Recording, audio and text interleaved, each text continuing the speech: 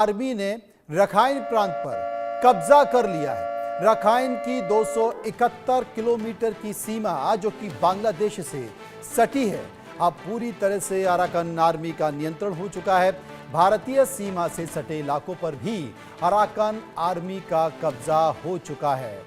सीधे चलेंगे संजीव साहब के पास। संजीव साहब, एक तरफ तो सेना, आखिर संकेत क्या हैं? अगर यूनिस युद्ध के लिए तैयार रखने की बात कर रहे हैं तो वो संकेत भारत को लेकर है या अराकान आर्मी को लेकर है? क्योंकि अराकान आर्मी लगातार बांग्लादेश के अंदर घुसती जा रही है और बांग्लादेश कुछ नहीं कर पा रहा है। देखिए, इसमें कोई दो राय नहीं है कि ये जो मोहम्मद यूनुस की सरकार है वो कट्टरपंथियों के इशारे पर, पाकिस्तान के इशारे पर, वहाँ की खुफिया एजेंसी ISI के इशारे पर भारत के प्रति अनेक तरीके के नकारात्मक और धमकी भरे संदेश भेजने की कोशिश कर रही है। लेकिन अगर वास्तविक रूप से अगर ग्राउंड रियलिटी देखें तो बांग्लादेश को यदि कोई मिलिटरली कोई आवश्यकता है तो उसको अपने आप को अराकान आर्मी से बचाने की।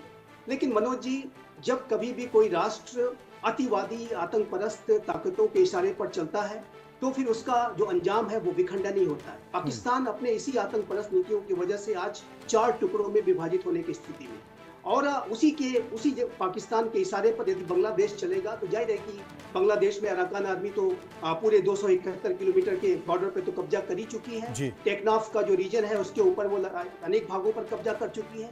और इसी तरीके की जो स्थितियां रही तो जाहिर है कि सेंट मार्टिन आइलैंड जैसे कि रिपोर्ट्स बता रही है कि वहां पर भी अराकान आर्मी अपना कब्जा कर चुकी है। इस तरीके की भी कुछ रिपोर्ट्स आई हैं, हालांकि इसका वेरिफिकेशन होना बाकी है। लेकिन ये जो स्थितियां हैं वो बांग्लादेश को विखंडन की तरफ ले जा रही हैं, और वो इसी वजह से हो रहा है क्योंकि जो ये बांग्लादेश में मोहम्मद यूनुस की जो गैर निर्वाचित सरकार है वो कट्टरपंथियों के इशारे पर, एक आतंकपरस्त मुल्क के इशारे पर काम कर रही है। और कट्टरपंथ मुझे लगता है कि बांग्लादेश को शायद कहीं का नहीं छोड़ेगा, क्योंकि वहां पर आंतरिक लोकतंत्र है नहीं।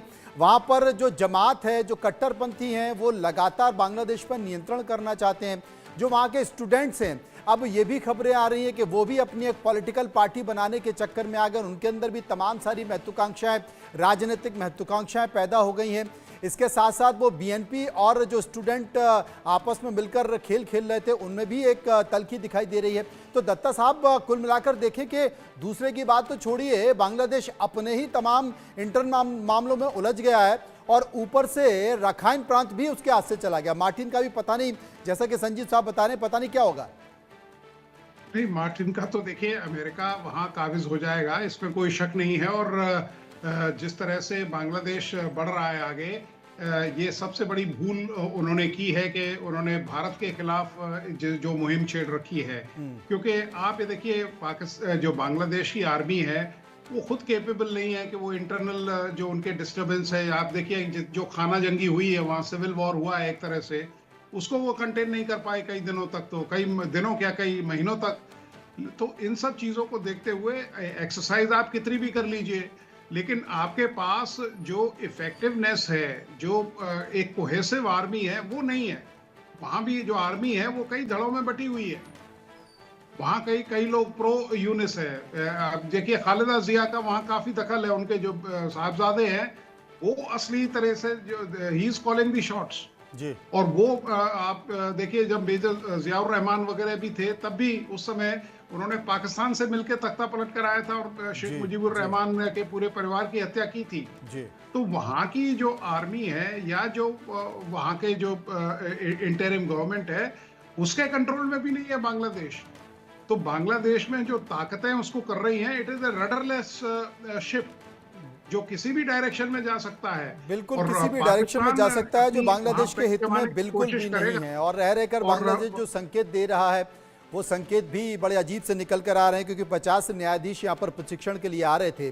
सरकार ने खुद उसकी अधिसूचना जारी की थी, लेकिन बांग्लादेश ने, जिसका खर्चा भारत उठा रहा था, बांग्लादेश ने उस अधिसूचना को भी रद्द करते हुए उन सबकी यात्रा को कैंसिल कर दिया है।